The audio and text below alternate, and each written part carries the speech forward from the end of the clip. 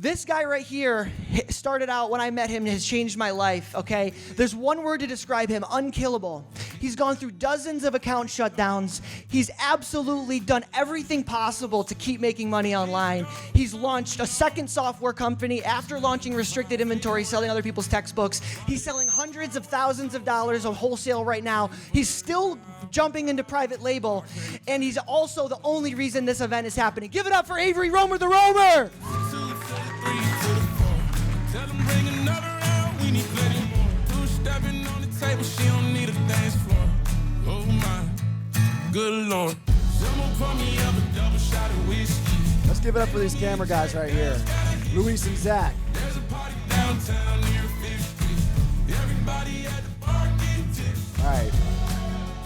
My journey started years ago when I was in college, and I went online on Google, back before ChatGPT existed. All these kids can cheat with ChatGPT now.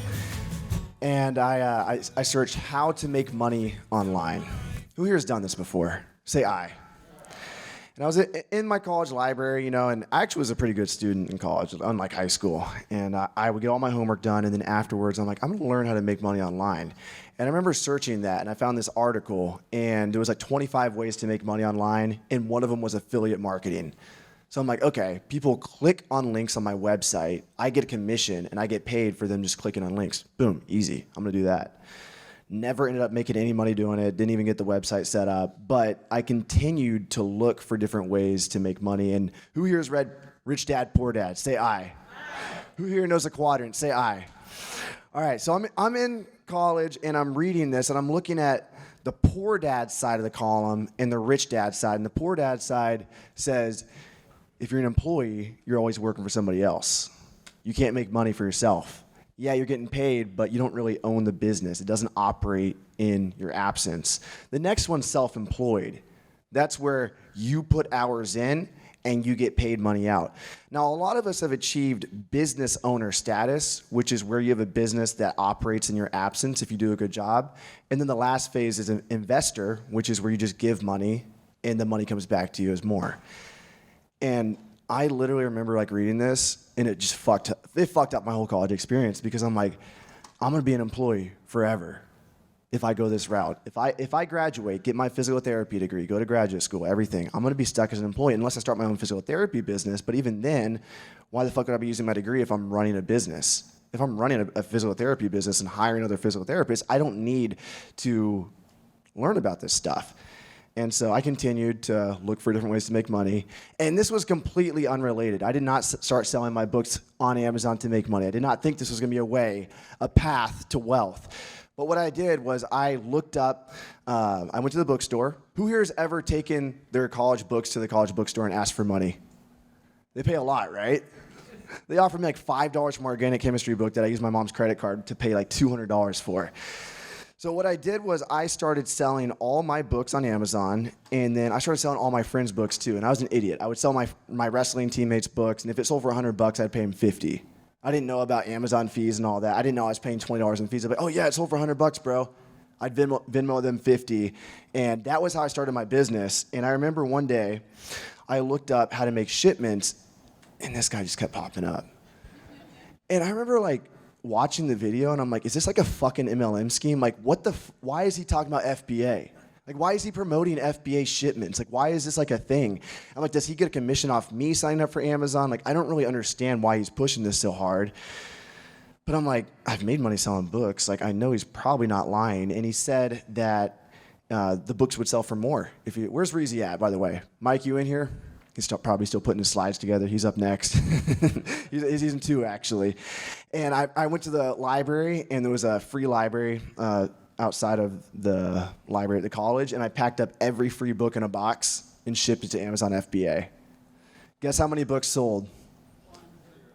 None. Over a year, I think all the books were an average sales rank of 5 million. Didn't know anything about that, but luckily, the college textbooks I was selling started my foundation and really actually helped me build a 7-figure book business down the road.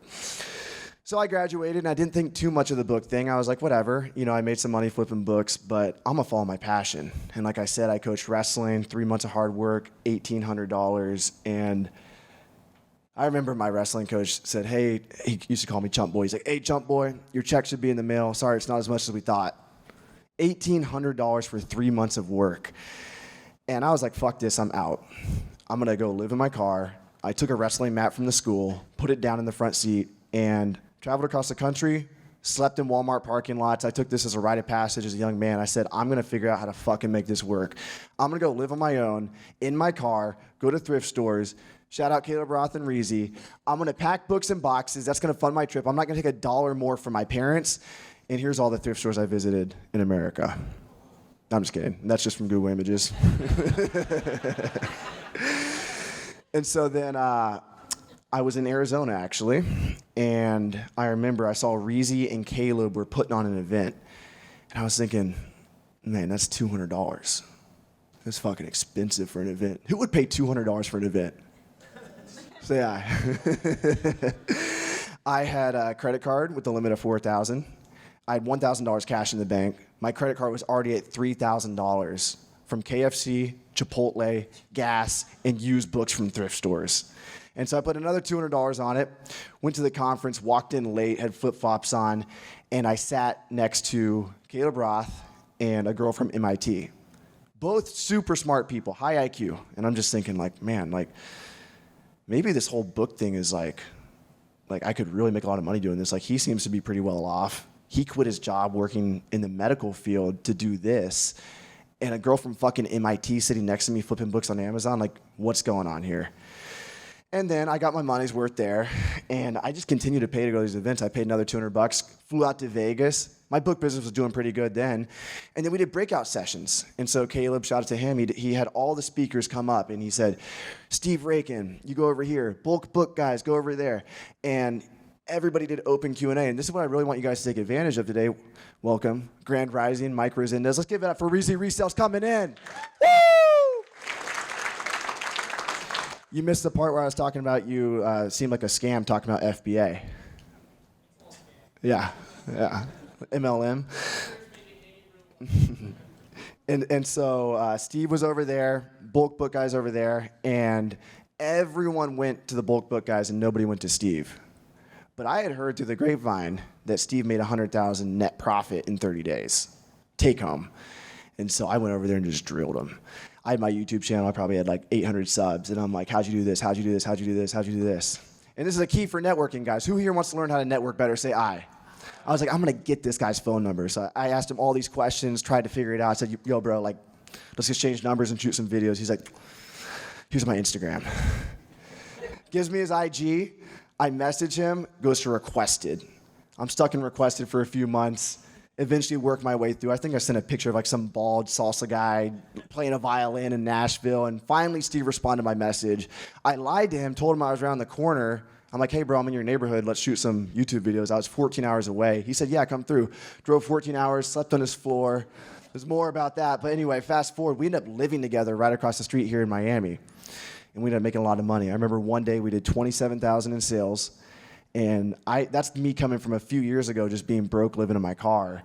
And my book business was running on autopilot. I was doing close to $700,000, $1 million some years, completely automated, systematized, and I was teaching people how to sell on Amazon, doing courses with Steve. He taught me a lot about that. Life was good.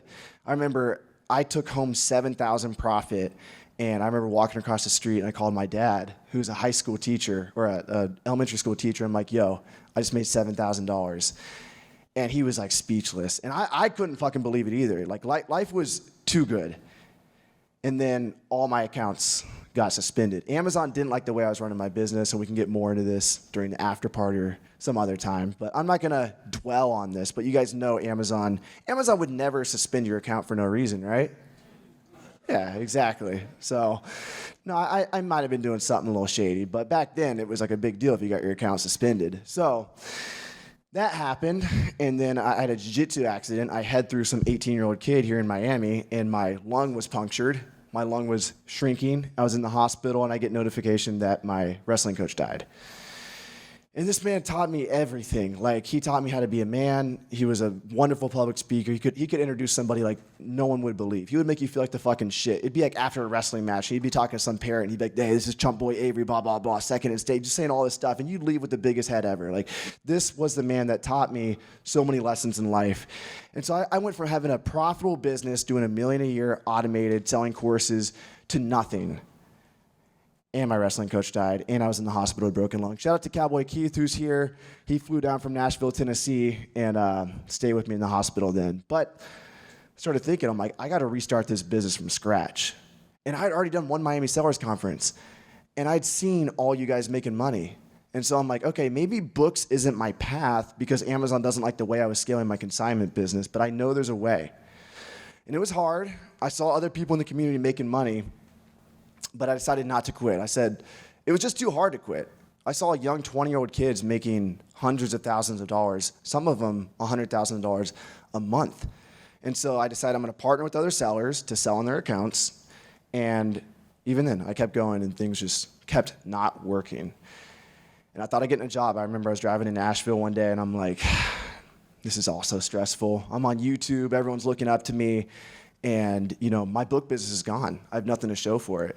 And if I ever did get a job, I'd become a dog trainer, probably. I don't know anything about training dogs, but that would be my job. I never worked a job in my life, but when you know things are bad as an entrepreneur when you start thinking about jobs.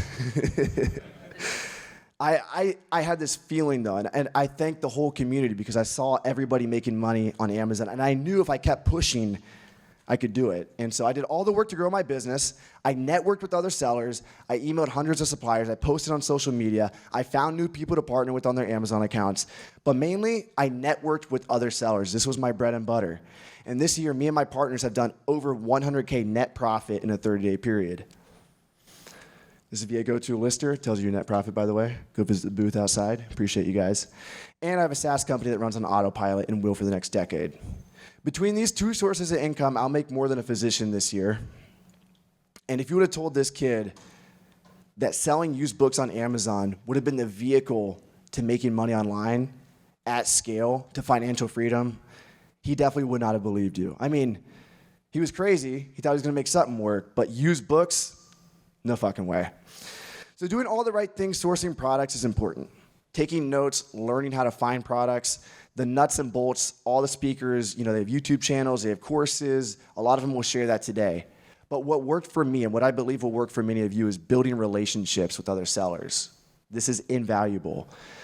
I remember when I was coaching that wrestling job. I still coach there, by the way. I do it as a passion now. But back in 2018, I was trying to make a living from doing it. And I was listening to an entrepreneur outside and just on a podcast. And he said, hustle hard. If you're going to hustle hard, don't hustle hard at a job. Don't even hustle hard working on your business. Hustle hard on the networking side of things. And that's what I did. I paid to go to events. I posted like crazy on social media. I talked to as many people, and here's what all my hustle got me. A circle of close friends that are millionaires or quickly on their way to be. Several huge weekend book deals. We would have weekend book deals where I'd make 20 grand in a weekend, and it was all because of the connections I had in my network with other sellers. Profitable product ideas and suppliers. Who here has ever gotten product ideas from somebody else? Say I. All right, you guys need to step that up. You guys need to start using SellerAmp to storefront stock more. I met my developer for GoToLister via Instagram. I have a network of Amazon sellers that I share products with to buy in my wholesale business. And hell, even this conference and other conferences I do are a result of me stepping out of my comfort zone and meeting like-minded sellers. So this is how I hustle hard on the side of networking. I post my journey on social media. I connect with as many sellers as I can. I solve their problems. By the way, guys, there's no secrets in the industry. If you think you have secrets, they're not. One guy's secret is another guy's like common knowledge. And so if you have something you think is really valuable, share it with the right people. And if you share your problems and solutions with other people, if you help other people make money, you're going to make way more money than you would ever imagine. And so I encourage you, even before the alcohol hits, when you're talking with people, share what's working with you currently in your business. I golf with them. Shout out to Caleb, even if I suck. I rock climb with them. I just do things I ideally enjoy. I'm a human, and it's not all about the money, guys. Like you can do this. You can meet people. You'll find people this weekend that are millionaires, but it's not worth it to connect with somebody that you don't want to be with. Be like on the inside. So find people that share your values. Find people that you jive with. And I promise you, there's so many out there. Like Taylor's probably like 1 in 1,000, a wrestler selling on Amazon, traveling the world. But if you guys put yourself out there and talk, you will meet friends that are making money. And people always say this, you're the average of the 5 people you surround yourself with. And if you have friends at home that aren't doing this, your mind is not going to be thinking the same way. So it's very important for you to have a circle of friends who are always thinking of different ways to make money. I'll call Steve and we'll talk for an hour about different things that are working in our businesses. I can't do that with my friends back home. I still love my friends back home, but it's important to shift your mind and surround yourself with talent in order to make it easier for yourself. We got some kids here squatting up at an Airbnb. That's something else you can do. Go to other Amazon conferences, Amazon Accelerate, AMZ United. There's a lot of good conferences out there. And this is the number one thing. I know it sounds like I'm beating a dead horse, but if you can focus on this, it is going to make your life so much easier.